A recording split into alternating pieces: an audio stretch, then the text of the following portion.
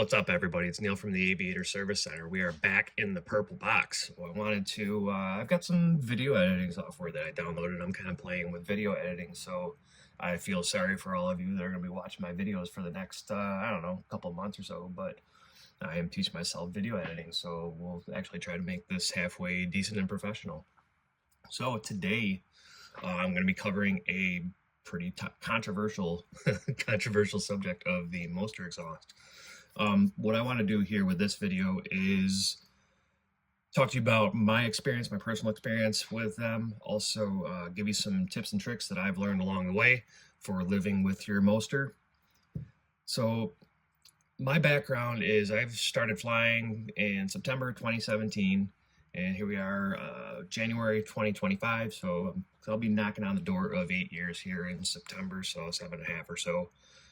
My background is engines, all that sort of stuff. I was machinist. Really, my main background is machinist, but when I was a kid, I worked on engines, so that's kind of where my, maintenance, engine background comes from. I started working aviator in November of 2021, so I had about 4.5 years, not a little bit over 4 years, out in the regular world of paramotors, and in the last little over 3 years at Aviator. So working at Aviator, being immersed in paramotors, eat, sleep, and breathe it 24/7. That's what we do here at Aviators. This is our living. We make a living on paramotors. I've had a pretty unique opportunity to have some pretty cool experiences and learn a heck of a lot about paramotors. And yeah, sorry about the background noise here. We're working in the shop here, but I wanted to knock this video out. So we have had one exhaust elbow crack here in the school since I've been here at Aviator for the last 3 years. We found that it's been difficult to replicate the exhaust cracking problem. The Aussies kind of been in that boat. According to them, the cracking problem has really been kind of isolated to North America, more or less. I believe in South America a bit too, but they have not been having them in Europe. So potentially even the fuel that we're using over here may be a contributing factor. It's tough to call exactly what the heck the real reason of it is. I've got a guy that he flies a couple hundred hours a year, and he had 330 hours on his first exhaust elbow, and it finally gave out on him. It had literally worn a hole into the ball socket joint here because he had been running it for so long. And then I've seen some people with 40 hours on them and they crack. The one main constant that I've noticed is maintenance. When we get done with a class cycle, we drop the exhaust, we lube everything up. And I believe that one of the things that we can do, for everybody can do, is increase your maintenance interval on the exhaust. Not necessarily so much changing these bushings. It is good to change these bushings, but I think lubrication is a lot more important than just changing the bushing out. I would say every 20-30 hours or so, it would be a good idea to drop the exhaust elbow and clean. You got this is a good example here where you've got all of this corrosion. You can see all that there. This second joint, what ends up happening is it turns into a one-piece exhaust when this joint is no longer allowed to move freely. And just grabbing the exhaust elbow and wiggling it around isn't quite enough to tell what exactly is going on with your exhaust elbow. So the purpose of this second elbow here is you've got an exhaust that is all basically in line with the cylinder, right?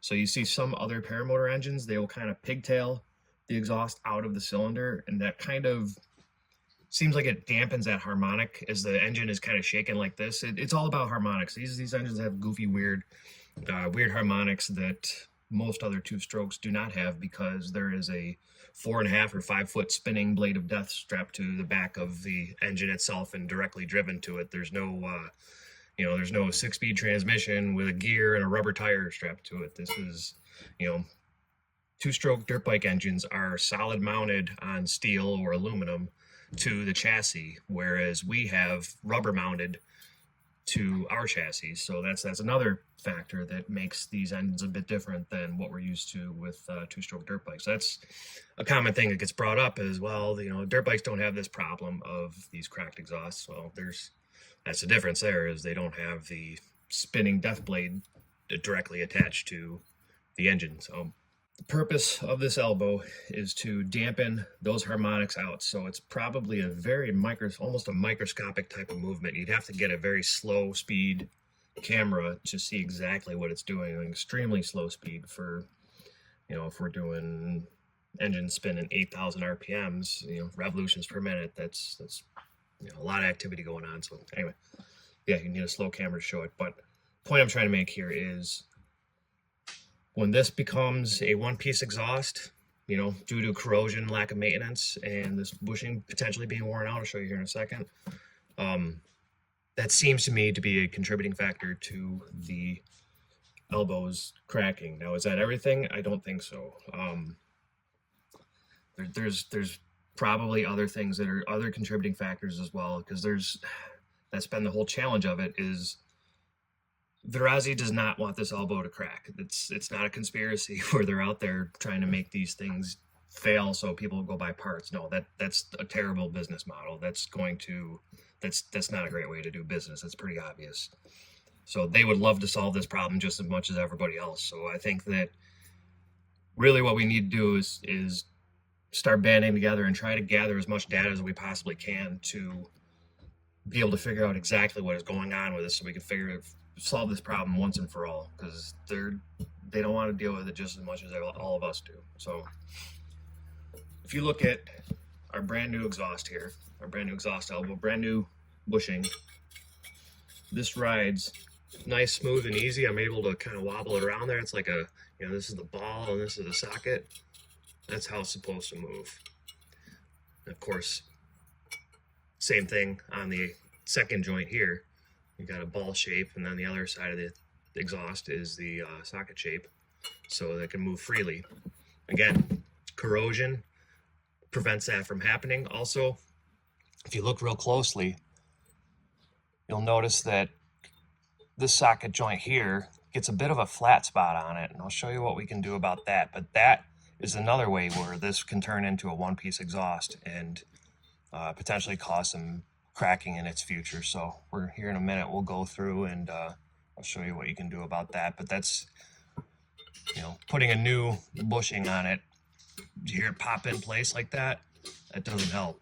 That needs to be able to move around pretty freely. So we're going to go into a couple of tips here on what you can do, on how to maintain your exhaust elbow to keep it working good and crack free. All right, so I'm going to show you our process for getting these bushings off. We've tried a million different things over the years, using heat to get them off, sticking a chisel in there or something thin to try and get in behind it to pop it out that way. Dremel tool with the cutoff wheel here. I like these easy locks. These are kind of nice. They're just, you know, it's a cutoff wheel. It gets worn out after a while, so it's easy to change these out. So what you do is we're going to cut a slit this way and cut a slit this way. And what that does is we can then use a screwdriver or chisel or something like that to put it in the slit that we just cut to open up that diameter, and it pops off real nice and easy. Once in a blue moon, these things will pop off no problem without any tools or anything like that, but it hardly ever happens. It's usually when I want to show somebody this trick is when it comes off nice and easy, but this time we actually got lucky and it doesn't want to come off. So go ahead and slice this up. One thing to note is you can see there as I'm cutting into it, there's no sparks or anything like that. When you see sparks, that means you're cutting into this steel here. You need to refigure where you're cutting at. So we don't want to cut into the flange. We're just cutting the brass bushing itself.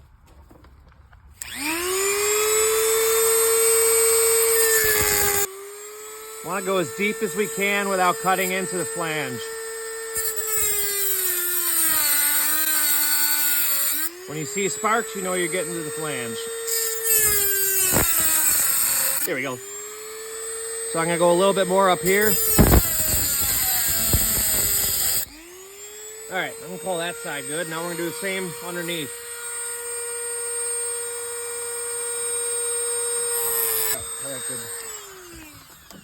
Take it out of the vise. Now, you can do this with the flange mounted on the cylinder. Real important, if you do decide to do it that way, put a rag or something like that into the exhaust port, because you do not want this powder and all that abrasives and all that other stuff getting into your top end. That'll wreck your top end real quick. So very important, if you do it mounted on the cylinder, put a rag or something like that inside the port to keep all this crap out of the cylinder itself. All right, yeah. Any sort of old beat up screwdriver is fine. So sometimes you need a hammer, sometimes you don't. Yeah, we're gonna go ahead and hammer this. What do I do with a hammer? All right, got a big old beating stick here. Now ideally,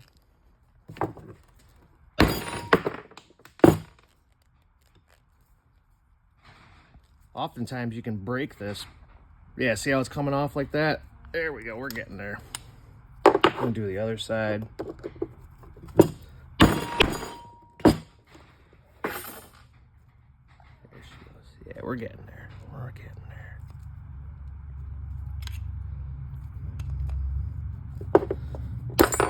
there. There we go. Yeah, ideally you crack it and break it and get it off that way. Yeah, see, we broke it. Perfect. And that's that. So this is the gasket, just a quick one here. This one doesn't have a whole lot of time on it. What you're looking for is I think it's a cardboard type of material. I'd have to look and see exactly what it is, but that will blow out over time. So I recommend, if you do take the flange off, to replace this gasket.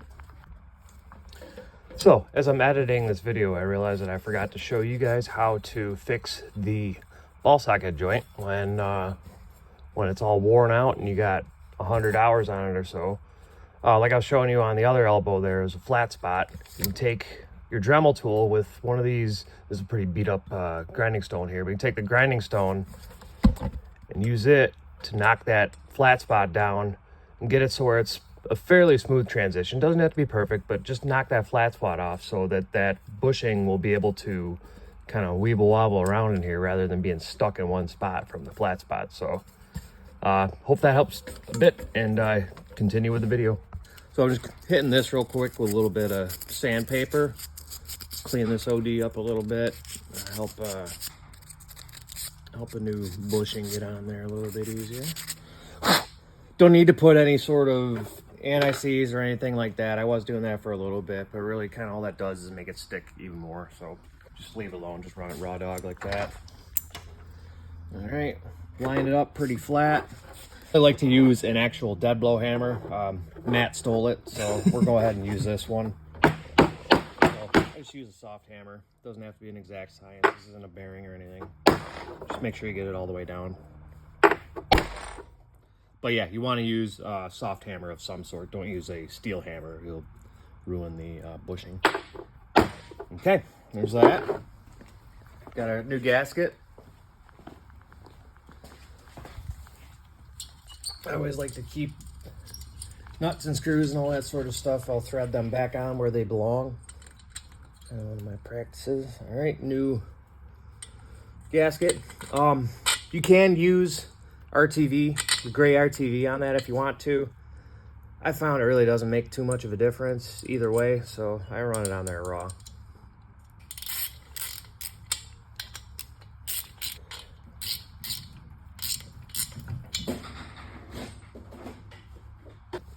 So this is 32 Newton meters, so we crank this sucker down pretty good.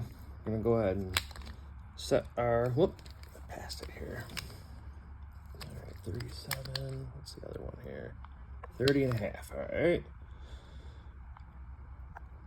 All right, so this is 30 and a half Newton meters on the bottom here.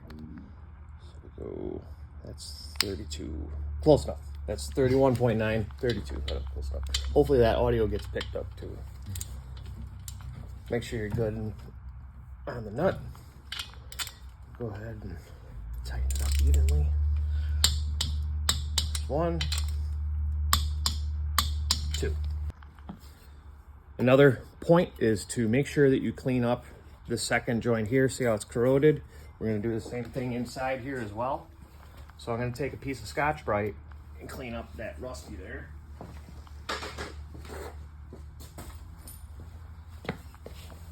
A piece of steel wool will work fine. Scotch-Brite as well. We use both. We'll start with the steel wool to really get the bulk of it off.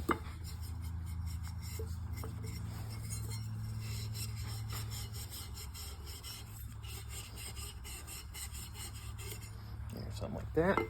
It's the same inside here.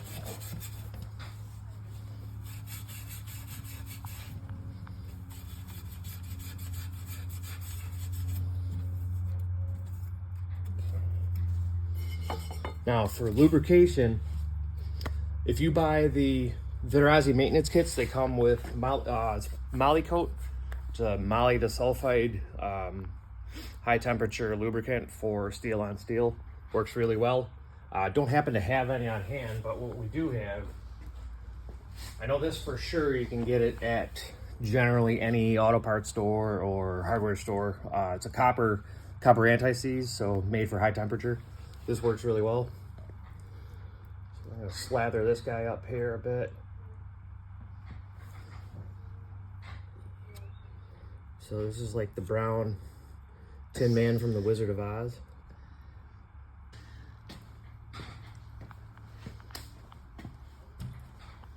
It's like Tin Man wiped his ass with it. Tin Man wiped his ass. Set that on there. So as far as maintenance goes, you can knock this out within a couple of minutes. You do it every 20 hours or so. I can promise you that it's gonna save you a lot of aggravation in the long run. All you need to do is you drop this top spring here. You know, obviously do the pop these 4 springs off here, and then you take this spring off. You can leave these 2 down here because you have the steel safety cable on it. You can lower the elbow, do all your maintenance and everything to it. Just lube it up is all you gotta do. Every 20-30 hours, just lube it up, clean up the corrosion and everything, and put it back on. If you don't have a spring tool, what I love to use, this is my favorite, is a piece of glider line and an Allen wrench. The Allen wrench, because you get traction from the hexagonal shape. Twist it around like that.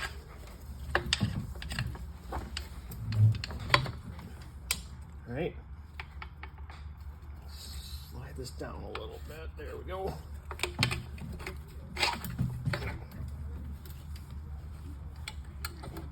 There we go.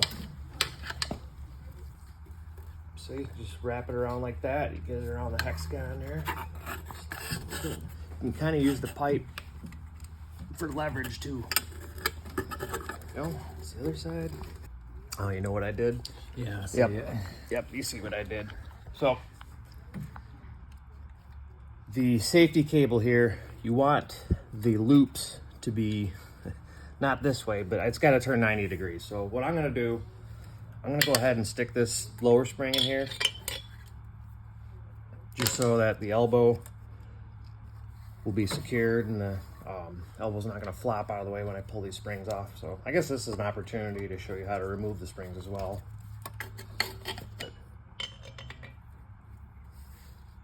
We want it to look nice.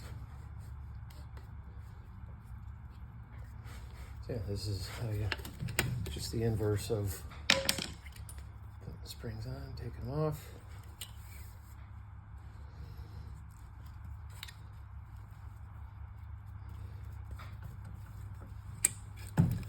Now there is specific exhaust spring tools that are pretty nice too. It's like a hook. You want to, the main thing is you don't want to ding these springs. You don't want to put a dent in them or a scratch or a nick in them, because the spring steel, it will weaken the spring steel and the ends of the spring will break.